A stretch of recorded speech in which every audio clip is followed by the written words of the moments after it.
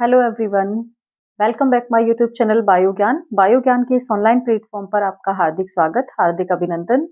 इससे लास्ट जो सेशन था उसमें हमने क्लोरोप्लास्ट, न्यूक्लियस और माइटोकॉन्ड्रिया इनको कंप्लीट कर लिया था। आज के इस सेशन में हम जीईआरएल कॉम्प्लेक्स के बारे में पढ़ेंगे। तो जो जीईआरएल कॉम्प्लेक्स होता है वो क्या होता है, इससे किस किस ऑर्गेनेली का जो फॉर्मेशन होता है वो पढ़ेंगे, इसके फंक्शन पढ़ेंगे और किसने इसको डिस्कवर किया था उसके बारे में पूरा इसको हम डिटेल से पढ़ेंगे। तो जो हमने लास्ट सेशन में किए थे वो हमारे सभी ऑर्गेनेल डबल मेम्ब्रेन बाउंड थे, और अब जो हम ऑर्गेनेल डिटेल में पढ़ेंगे वो सभी ऑर्गेनेल हमारे सिंगल मेम्ब्रेन होंगे। तो आज के इस सेशन में हम पढ़ेंगे जीईआरएल कॉम्प्लेक्स।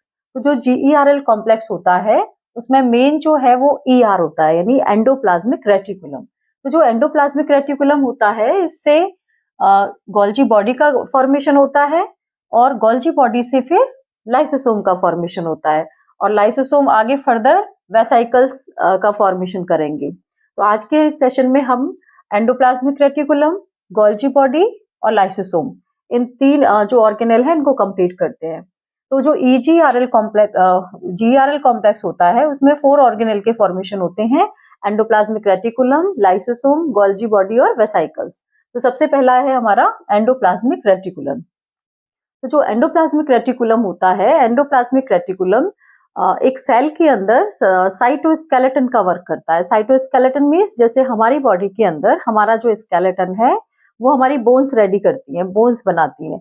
इसी प्रकार जो एक सेल है उस सेल के अंदर जो स्केलेटन है, यानी एक सेल के अंदर जितने ऑर्गेनेल्स का फॉर्मेशन हो रहा है इन सभी ऑर्गेनेल का फॉर्मेशन एंडोप्लाज्मिक रेटिकुलम के द्वारा किया जाता है। तो जो एंडोप्लाज्मिक रेटिकुलम होती है वो न्यूक्लियस के बाहर एक मेम्ब्रेन बाउंड करती है, यानी न्यूक्लियस को एक कवर करके रखती है चारों तरफ से। तो जिससे कि जो न्यूक्लियस के अंदर न्यूक्लियोप्लाज्म होता है और सेल के अंदर जो साइटोप्लाज्म होता है, इन दोनों जो अपने लिक्विड हैं इनका ट्रांसपोर्टेशन का वर्क करता है। तो जो ईआर होती है, ईआर मेनली 2 टाइप की होती है, इसमें आरईआर होती है और एसईआर होती है।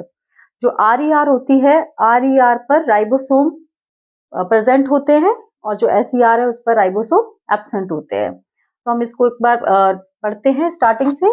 तो एंडोप्लाज्मिक रेटिकुलम जो है उसको सबसे पहले डिस्कवर किया था क्रीथ पोर्टर ने।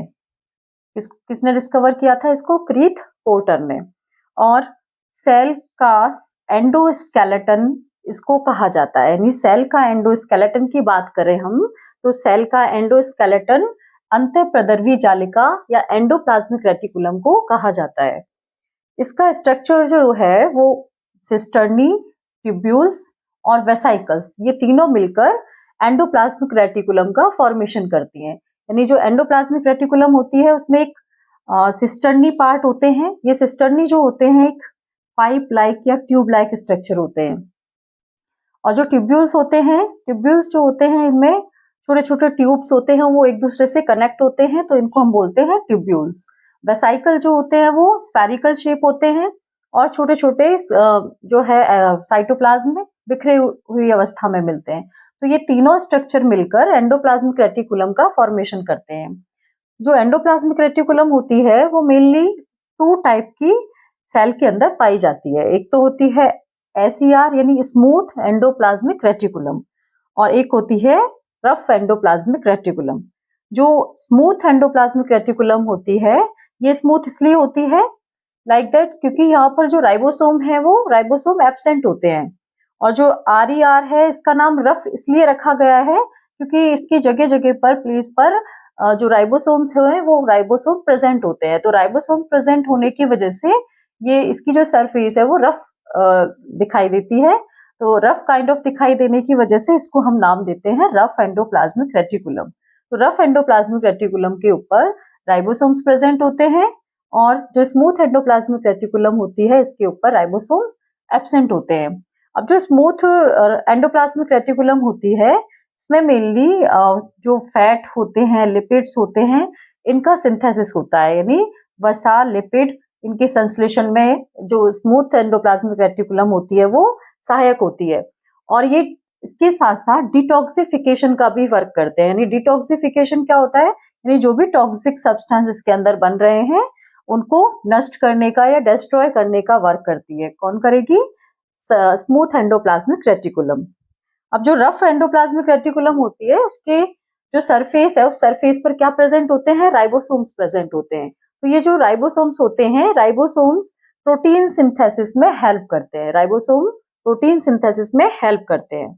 अब जो भी टॉक्सिक सब्सटेंस होते हैं, अभी हमने पढ़ा जैसे टॉक्सिक सब्सटेंस का फॉर्मेशन होने के बाद में ये जो भी सेल के अंदर बनते हैं उनको निराविशीकरण यानी डिटॉक्सिफिकेशन में सहायक होती है। कौन सहायक होती है डिटॉक्सिफिकेशन में? Smooth endoplasmic reticulum. जो स्मूथ एंडोप्लाज्मिक रेटिकुलम है वो अपने डिटॉक्सिफिकेशन के साथ साथ में फैट का फॉर्मेशन, लिपिड का फॉर्मेशन में सहायक होती है। अब जो एंडोप्लाज्मिक रेटिकुलम होता है इसमें अंतःकोशिकीय पदार्थों के ट्रांसपोर्ट में भी सहायक होती है। यानी ये हमारा न्यूक्लियस है, न्यूक्लियस के बाहर जो एंडोप्लाज्मिक रेटिकुलम है उसकी पोजीशन जो है वो साइटोप्लाज्म के अंदर होती है। तो ये जो साइटोप्लाज्म है, इधर न्यूक्लियोप्लाज्म है, तो न्यूक्लियोप्लाज्म से जो भी सब्सटेंस होते हैं उनको बाहर निकालने के लिए, उसका ट्रांसपोर्टेशन करने के लिए ये जो एंडोप्लाज्मिक रेटिकुलम होती है वो हेल्पफुल होती है। इसके अलावा साइटोप्लाज्म में पदार्थों का परिवहन, यानी किसी को इसमें भेजना है, किसी सब्सटेंस को या बाहर निकालना है, तो उसमें ट्रांसपोर्टेशन में भी एंडोप्लाज्मिक रेटिकुलम जो है वो हेल्प करती है। एंडोप्लाज्मिक रेटिकुलम से गोल्जी काय का फॉर्मेशन होता है। अब ये जैसे एंडोप्लाज्मिक रेटिकुलम जगह जगह से ब्रेक डाउन हो जाती है, तो ब्रेक डाउन होने के बाद में आगे ये किसका फॉर्मेशन करेगी? इन सेल के अंदर गोल्जी बॉडी का फॉर्मेशन करती है। तो गोल्जी बॉडी को हम इसकी नेक्स्ट जो स्लाइड है उस पर पढ़ेंगे। ये था हमारा एंडोप्लाज्मिक रेटिकुलम।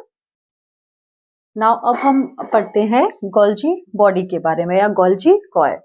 जो गोल्जी कॉय है या गोल्जी बॉडी है, गोल्जी बॉडी का फॉर्मेशन हमने पहले ही पढ़ा था कि जो एंडोप्लाज्मिक रेटिकुलम होती है, एंडोप्लाज्मिक रेटिकुलम से होता है। एंडोप्लाज्मिक रेटिकुलम जो है वो गोल्जी बॉडी का फॉर्मेशन करती है, लाइसोसोम का फॉर्मेशन करती है, और अपने जो वेसाइकल्स होते हैं उनका फॉर्मेशन करेगी, और लाइसोसोम का फॉर्मेशन करती है। तो ये जो 4 ऑर्गेनेल्स होते हैं, 4 ऑर्गेनेल्स का फॉर्मेशन एंडोप्लाज्मिक रेटिकुलम से होता है, जिसमें हमने एंडोप्लाज्मिक रेटिकुलम को पढ़ लिया था। नाउ अब है गोल्जी बॉडी। गोल्जी बॉडी को सबसे पहले किसने देखा था? कैमिलो गोल्जी ने डिस्कवर किया था। या इन्होंने सबसे पहले जो उल्लू है, आउल जो है, आउल की जो तंत्रिका कोशिका है, तंत्रिका कोशिका या नर्व सेल है, इस नर्व सेल के अंदर सबसे पहले कैमिलो गोल्जी ने गोल्जी बॉडी को देखा था। अब जो साइंटिस्ट है कैमिलो गोल्जी, इन्हीं के नाम पर जो ये ऑर्गेनेल है इसका नाम रखा गया है गोल्जी बॉडी। तो ये जो गोल्जी बॉडी होता है, गोल्जी बॉडी सिंगल मेम्ब्रेन युक्त कोशिकांग है। यानी ये कोशिकांग ऐसा कोशिकांग है जिस पर एक केवल सिंगल या एक ही मेम्ब्रेन पाई जाती है। और इसकी जो संरचना है, इस संरचना में, इसके स्ट्रक्चर में सिस्टर्नी, ट्यूब्यूल्स, वेसाइकल्स, वैक्यूल्स ये सभी प्रेजेंट होते हैं। यानी जैसे हमने एंडोप्लाज्मिक रेटिकुलम पढ़ा था, एंडोप्लाज्मिक रेटिकुलम में भी यही स्ट्रक्चर्स मिल रहे थे। तो इन्हीं से ये ब्रेक डाउन होकर या अलग होकर जो गोल्जी बॉडी है उसका फॉर्मेशन करती है। तो जो ऑर्गेनेल है, इसके जो पार्ट है वो सेम वही रहते हैं। जैसे एंडोप्लाज्मिक रेटिकुलम में हमने सिस्टर्नी को पढ़ा था, ट्यूब्यूल्स को पढ़ा था, वेसाइकल्स को पढ़ा था। तो यही जो बॉडीज है ये अपने एंडोप्लाज्मिक रेटिकुलम का पार्ट थी और यही अपने गोल्जी बॉडी का पार्ट है। लेकिन एंडोप्लाज्मिक रेटिकुलम एक पूरा जो कवरिंग मेम्ब्रेन थी वो बना रही थी न्यूक्लियस की, और जो गोल्जी एपरेटस है वो इस मेम्ब्रेन से अलग होकर या इसके जो टुकड़े हैं वो सेपरेट होकर सेपरेट जो अपना ऑर्गेनेल है उसका फॉर्मेशन करता है। तो ये जो गोल्जी बॉडी है, गोल्जी बॉडी का फॉर्मेशन सिस्टर्नी, ट्यूब्यूल्स, वैक्यूल्स और वेसाइकल्स, इन 4 जो स्ट्रक्चर हैं, 4 प्रकार की जो संरचनाएं हैं, 4 प्रकार की संरचनाओं से होता है। तो जो सिस्टर्नी है अपना जो ट्यूब लाइक स्ट्रक्चर है, इस तरह से इसका जो उभरा हुआ जो स्फेरिकल पार्ट है, इस स्फेरिकल पार्ट को हम बोलते हैं सिस्टर्नी। तो इस तरह से ये एक सिस्टर्नी, ये नेक्स्ट दूसरी सिस्टर्नी, तीसरी सिस्टर्नी, इस तरह से ये सिस्टर्नी का फॉर्मेशन होता है। तो ये किनारों पर पाए जाते हैं। और बीच का जो ट्यूब लाइक स्ट्रक्चर है, इस ट्यूब लाइक स्ट्रक्चर को हम नाम देते हैं वेसाइकल। वेसाइकल के बाद ये जो इनसे सिस्टर्नी अलग होकर सेपरेट हो जाती है, तो इनको हम नाम देते हैं वैक्यूल्स। तो जो वैक्यूल्स होती है, वैक्यूल का फॉर्मेशन भी इन्हीं के टुकड़ों से होता है। जब ये ब्रेक डाउन हो जाते हैं तो ये आगे वैक्यूल बना लेते हैं। और जो ये सिस्टर्नी और जो वेसाइकल्स होते हैं ये आपस में एक ट्यूब से कनेक्ट होते हैं। इस ट्यूब को हम नाम देते हैं ट्यूब्यूल्स, क्योंकि जो सेल न्यूक्लियस है, न्यूक्लियस से आने वाला जो सब्सटेंस होते हैं वो इसमें ट्यूब के द्वारा ही इनका ट्रांसपोर्टेशन होता है। ट्रांसपोर्ट हमने पढ़ा था ना कि एंडोप्लाज्मिक रेटिकुलम जो होती है वो न्यूक्लियस और साइटोप्लाज्म इन दोनों के बीच में जो भी सब्सटेंस होता है उसका ट्रांसपोर्टेशन का वर्क करता है। तो इसी प्रकार जो अपनी सिस्टर्नी होती है, सिस्टर्नी का जो कनेक्शन है, एक सिस्टर्नी का दूसरी सिस्टर्नी के साथ में कनेक्शन ट्यूब्यूल्स के द्वारा होता है, और इन ट्यूब्यूल्स के द्वारा ही जो सब्सटेंस होते हैं उनका ट्रांसपोर्टेशन किया जाता है। तो इस प्रकार ये इसका स्ट्रक्चर है गोल्जी बॉडी का। और गोल्जी बॉडी जो है एनिमल्स के अंदर तो हमने इसको नाम दिया है गोल्जी का या गोल्जी बॉडी, लेकिन अगर प्लांट के अंदर ये मिल रहा है तो इसको हम डिक्टियोसोम के नाम से जानते हैं। यानी प्लांट के अंदर हम गोल्जी बॉडी को डिक्टियोसोम के नाम से जाना जाता है, इसके नाम से जानते हैं। तो गोल्जी बॉडी की संरचनात्मक एवं क्रियात्मक इकाई सिस्टर्नी को कहा जाता है। यानी जो सिस्टर्नी है, ये सिस्टर्नी इस पूरी गोल्जी बॉडी की संरचनात्मक और क्रियात्मक इकाई होती है, क्योंकि इसमें बहुत कई प्रकार की इसमें सिस्टर्नी पाई जाती है। ये बहुत सारी सिस्टर्नी मिलकर पूरा गोल्जी बॉडी का फॉर्मेशन करती है। अब इसके क्या कार्य होते हैं, ये तो हमने इसका स्ट्रक्चर पढ़ा, किसने इसकी खोज की थी और इसका कौन कौन से जो पार्ट है उनसे इसका फॉर्मेशन होता है। अब इसका वर्क क्या होता है, क्या कार्य करता है ये बॉडी सेल के अंदर, क्या इसका फंक्शन होता है। तो सबसे पहला फंक्शन और इम्पोर्टेंट फंक्शन है कि जो जितनी भी हमारी एंडोक्राइन ग्लैंड्स होती है ना, उन एंडोक्राइन ग्लैंड्स में जो हार्मोन का सीक्रेशन होता है, उन हार्मोन के सीक्रेशन में भी ये सहायक होता है। कौन सहायक होता है, गोल्जी बॉडी। और स्पर्म जो हमारी बॉडी यानी ह्यूमन बॉडी की सबसे स्मॉलेस्ट जो सेल है यानी स्पर्म सेल, उस स्पर्म सेल के स्ट्रक्चर में एक एक्रोसोम नामक संरचना होती है। उसकी जो कैप जिसे हम बोलते हैं, उसका हेड बोलते हैं, उसके ऊपर एक्रोसोम का जो फॉर्मेशन है वो गोल्जी बॉडी के द्वारा किया जाता है। और लाइसोसोम का फॉर्मेशन भी गोल्जी बॉडी से होगा। यानी हमने पहले ईआर पढ़ा था, ईआर से गोल्जी बॉडी का फॉर्मेशन हो रहा था और गोल्जी बॉडी से लाइसोसोम का फॉर्मेशन होता है। तो लाइसोसोम के फॉर्मेशन में भी ये गोल्जी बॉडी सहायक होती है। प्लांट सेल में सेल डिवीजन में सेल प्लेट निर्माण में सहायक होती है। यानी अब जो प्लांट सेल होती है, प्लांट सेल के अंदर अगर सेल डिवीजन हो रहा है तो सेल डिवीजन के दौरान इसमें सेल प्लेट बनती है, तो उससे एक सेल से दो सेल का निर्माण होता है। तो सेल प्लेट का जो फॉर्मेशन है वो कौन करता है, गोल्जी बॉडी करती है। ऐसे एनिमल्स में सेल फेरो मेथड होता है, सेल प्लेट मेथड प्लांट्स के अंदर होता है। तो सेल प्लांट जो प्लांट है उसके अंदर जो सेल प्लेट बनती है, सेल प्लेट के फॉर्मेशन में भी गोल्जी बॉडी का ही रोल होता है। और ग्लाइकोलिपिड एंड ग्लाइकोप्रोटीन्स, ये सब्सटेंस है ग्लाइकोप्रोटीन और ग्लाइकोलिपिड, इनके सीक्रेशन में भी गोल्जी बॉडी का गोल्जी बॉडी जो है वो हेल्प करती है। गोल्जी बॉडी को ट्रैफिक पुलिसमैन ऑफ सेल या middle man of the cell भी कहा जाता है। इसको ट्रैफिक पुलिसमैन कहा जाता है। ट्रैफिक पुलिसमैन क्यों कहा जाता है, क्योंकि यहाँ पर जो न्यूक्लियस और जो न्यूक्लियोप्लाज्म और साइटोप्लाज्म जो होता है उनके बीच में ये मीडिएटर का वर्क करता है, किसको जाना चाहिए किसको नहीं जाना चाहिए। जैसे ट्रैफिक पुलिस हमारी वर्क करती है, ट्रैफिक पुलिस की तरह इसका वर्क होता है गोल्जी बॉडी का, इसीलिए हम इसको traffic police man of the cell कहा जाता है। क्योंकि ये नजर रखता है कि न्यूक्लियस में से, न्यूक्लियोप्लाज्म में से क्या कौन से सब्सटेंस बाहर आ रहे हैं, कौन से अंदर जा रहे हैं, तो सबकी नजर रखता है, इसलिए इसको traffic police man of the cell कहा जाता है। और middle man of the cell भी इसीलिए कहा जाता है क्योंकि दोनों के बीच में ये मीडिएटर का वर्क करता है, तो इसलिए हम इसको middle man of the cell भी कहते हैं। तो ये हमारा गोल्जी ऑपरेटस है। गोल्जी ऑपरेटस के बाद में हम पढ़ते हैं लाइसोसोम को। लाइसोसोम को हम नेक्स्ट स्लाइड पे देखते हैं। सेल का डाइजेशन का वर्क करते हैं। तो जो भी सेल का वेस्ट मटेरियल है, चाहे वो माइटोकॉन्ड्रिया हो गया, वो अपना वेस्ट मटेरियल इसमें डालेगा। प्लास्टिड अपना जो गोल्जी बॉडी है वो इसमें डालेगा। एंडोप्लाज्मिक रेटिकुलम का वेस्ट मटेरियल इसमें आएगा, माइटोकॉन्ड्रिया का वेस्ट मटेरियल इसमें आएगा। तो जितने भी ऑर्गेनेल हैं उन सेल के अंदर जितना भी वेस्ट मटेरियल है वो किस में आता है, लाइसोसोम में। तो लाइसोसोम एक बैग लाइक स्ट्रक्चर है, वो डस्टबिन की तरह वर्क करता है। इसके अंदर जो भी वेस्ट मटेरियल होते हैं सेल के, उनको लाया जाता है और उनका डाइजेशन किया जाता है। और किसके द्वारा डाइजेशन होता है, हाइड्रोलाइटिक एंजाइम के द्वारा। तो जो हाइड्रोलाइटिक एंजाइम्स होते हैं वो एसिडिक मीडियम में इनका डाइजेशन करते हैं। Acidic medium in the sense, क्योंकि जो पीएच स्केल में हम पढ़ते हैं, पीएच जिनकी 7 से कम है वो एसिड होते हैं और 7 से ज्यादा है वो बेस होते हैं। तो इसकी जो पीएच है लाइसोसोम की, वो 5 पीएच पर ये वर्क करता है। तो इस तरह से लाइसोसोम वर्क करता है। लाइसोसोम जो होता है, लाइसोसोम में 50 प्रकार के हाइड्रोलाइटिक एंजाइम पाए जाते हैं। जैसे उसमें मुख्यतः अपने हाइड्रोलेजेस हो गए, कार्बोहाइड्रोलेजेस हो गए, लाइपेजेस हो गए, प्रोटीएजेस हो गए।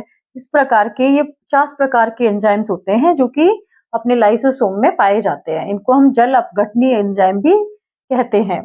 अब ये जो एंजाइम्स होते हैं ये पीएच 5 पर अधिक सक्रिय होते हैं। यानी जो लाइसोसोम है, लाइसोसोम में इसकी जो पीएच होती है वो कितनी होती है? पीएच होती है 5। तो ये 5 पीएच पर वर्क करते हैं। लाइसोसोम फैगोसाइटिक प्रकृति की डब्ल्यूबीसी में अधिक मात्रा में पाए जाते हैं। यानी सबसे ज्यादा जो मात्रा में पाए जाएंगे लाइसोसोम वो डब्ल्यूबीसी में पाए जाते हैं। और डब्ल्यूबीसी भी कौन सी? जो फैगोसाइटिक प्रकृति की होती है, यानी जो सबका भक्षण करती है। जो भी बाहर से अपने जो वायरस, बैक्टीरिया, जर्म्स जो आते हैं वो डब्ल्यूबीसी को अटैक करते हैं। तो डब्ल्यूबीसी फैगोसाइट यानी उनको नष्ट करती है, उनका भक्षण करती है। और लाइसोसोम में एक लाइसोसोम जो होता है एक बहुरूपी कोशिकांग होता है। यानी ये अपने जो रूप है उनको चेंज करता रहता है। ऐसा नहीं है कि इसका स्ट्रक्चर सेम रहता है। तो डिफरेंट डिफरेंट सेल में इसका स्ट्रक्चर डिफरेंट डिफरेंट मिलता है। तो इसलिए हम इसको बहुरूपी भी कहते हैं या पॉलीमॉर्फिज्म इसमें पाया जाता है। लाइसोसोम को कोशिकांग की आत्मघाती थैली या सुसाइडल बैग भी कहा जाता है। अब इसको आत्मघाती या सुसाइडल बैग क्यों कहते हैं? अगर इसमें कोई भी वेस्ट मटेरियल नहीं आता है तो ये खुद को नष्ट कर लेता है, यानी खुद का डाइजेशन कर लेता है। तो इसलिए हम इसको आत्मघाती थैली या सुसाइडल बैग के नाम से भी जानते हैं। लाइसोसोम जो है वो फैगोसाइट एवं पिनोसाइट क्रिया द्वारा अंतर्ग्रहण किए गए पदार्थों के पाचन में सहायक होता है। अंतर्ग्रहण यानी इसमें अंदर जो पदार्थ आते हैं, जो भी वेस्ट मटेरियल आते हैं, वो या तो फैगोसाइटिक प्रोसेस से आते हैं या पिनोसाइट प्रोसेस से आते हैं। तो फैगोसाइट यानी जो सॉलिड फॉर्म में फूड है उसको ये अपनी मेम्ब्रेन के द्वारा अंदर लेता है, उसे बोलते हैं हम फैगोसाइट। और पिनोसाइट जो होते हैं वो लिक्विड जो फूड है, लिक्विड फूड इसकी मेम्ब्रेन की हेल्प से अंदर जाता है, उसे हम पिनोसाइट कहते हैं।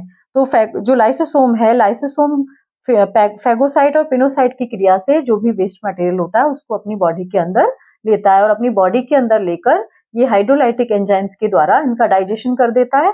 तो इस प्रकार जो सेल के अंदर जितना भी डैमेज पार्ट होता है या वेस्ट पार्ट होता है उसका ये डाइजेशन करता रहता है।